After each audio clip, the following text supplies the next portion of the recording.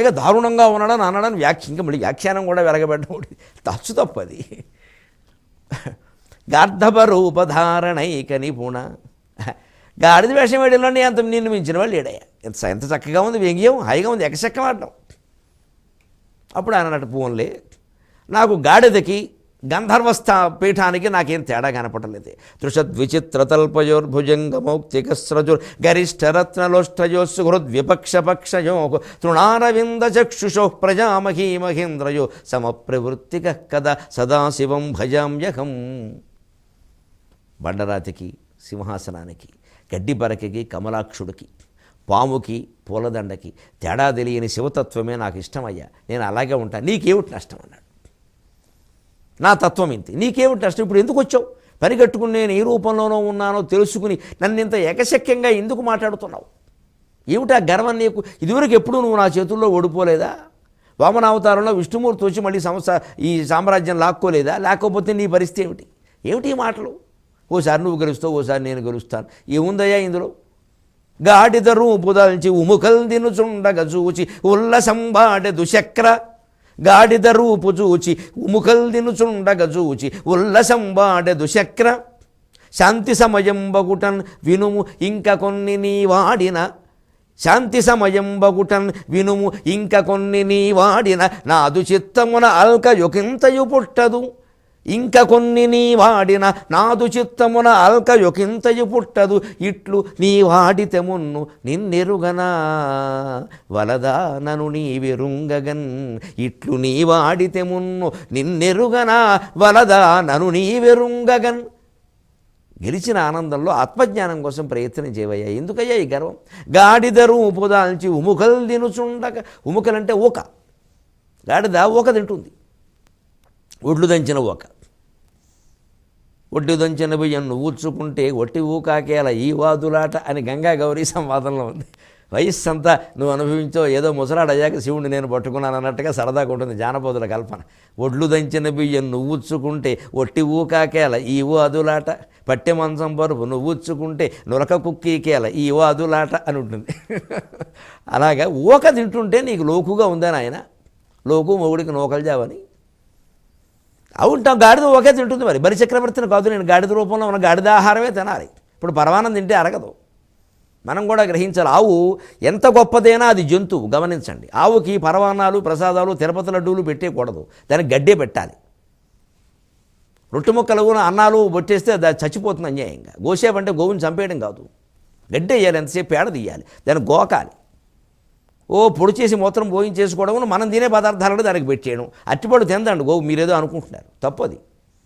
తొక్కలతో సహా పెట్టేయడం, అన్నీ తినేసి దానికి అరగద్దా? ఇది ఎక్కడ కోసావా? గడ్డికి ఎంతైనా జంతువే. అది వరాహ రూపంలో ఉన్న తర్వాత విష్ణువు అయినా సరే వరాహ రూపంలో ఉన్నట్టే ప్రవర్తిస్తాడు.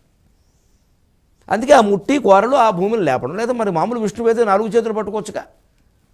అంచేది గోవే ఎంత చేసినా అది పశువే, దానికి పశుతత్వం ఉంటుంది. ఆ పశువుకి పెట్టాల్సినవో పెట్టాలి, కానీ మనం అనుకున్న గొప్ప పదార్థాలన్నీ దానికి పెడితే అలాగా మా ఇంట్లో పిండి వంటలన్నీ పెట్టుకెళ్ళి అది చచ్చిపోతుంది అన్యాయంగా. అందుకని అలాగ గాడిదేనాయా ఒక తినకపోతే ఏం తినమంటావు? ఉప్మా తినమంటావా? నువ్వు ఉల్లసంబాడదని ఇష్టం వచ్చినట్టు మాట్లాడుతున్నావు. శాంతి సమయం బగుటన్, నేను ఓడిపోయాను, తాత్వికంగా ఆలోచించుకుంటున్నాను, ప్రశాంతంగా ఉంటున్నాను, ఎవరిని ఏమీ అనద్దనే నిర్ణయానికి వచ్చాను. నన్ను ఎవరు ఎన్ని అన్నా సరే విను, ఒక్క మాట నీకు చెబుతున్నా, ఇంకా కొన్ని నీ వాడిన నాదు చిత్తమున అల్క ఒకంతయు పుట్టదు. ఇవి అన్న మాటలు కాదు, ఇంకో 1,00,000 మాటలు నువ్వు మాట్లాడినా సరే నాకు ఇంత కూడా కోపం రాదు. ఎంత తత్వవేత్త అండి! బలిచక్రవర్తి పాదాలకు దండం పెట్టాలి మనం. ఇంద్రుడు ఎందుకు మనకి? నాకేమీ కోపం రాదు. ఇట్లు నీ వాడితే మున్ను నేను గెలిచినప్పుడు నువ్వు ఇలా అనగలిగావా? నేను ఎరుగనా? అసలు నీ బతుకేమిటో నాకు తెలియదా? అహల్యా ఏజారా, ఎందుకు వచ్చిన మాటలు ఇవన్నీ నేను సీడీలు మా దగ్గర ఉన్నాయి. ఇట్లు నీ వాడితే మున్ను నేను ఎరుగనా వలదా నన్ను నీ వెరుంగగా, నన్ను మాత్రం నువ్వు తెలుసుకోవద్దా? ఏమిటయ్యా అది? ఇవాళ ఈ రోజుతో అయిపోయిందా? ఇవాళ ఒక్కరోజే అన్నట్టుగా మాట్లాడతాం ఏమిటాయి విచిత్రంగా.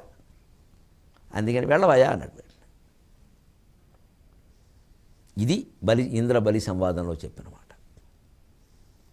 అలాగే ఇప్పుడు ధర్మరాజా విను, ఆ బలిచక్రవర్తిని లక్ష్మీదేవి ఎందుకు వదిలేసిందో తెలుసా?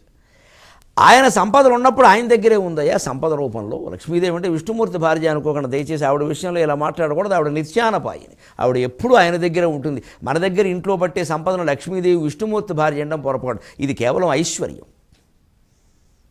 ఆవిడ వేరు, ఆవిడ ఐశ్వర్యం, ఆవిడ జ్ఞానలక్ష్మి. ఆవిడ మనకి మిగిలిన అష్టలక్ష్ములు మనకున్నాయి. జ్ఞానలక్ష్మి విష్ణువు దగ్గర ఉంటుంది.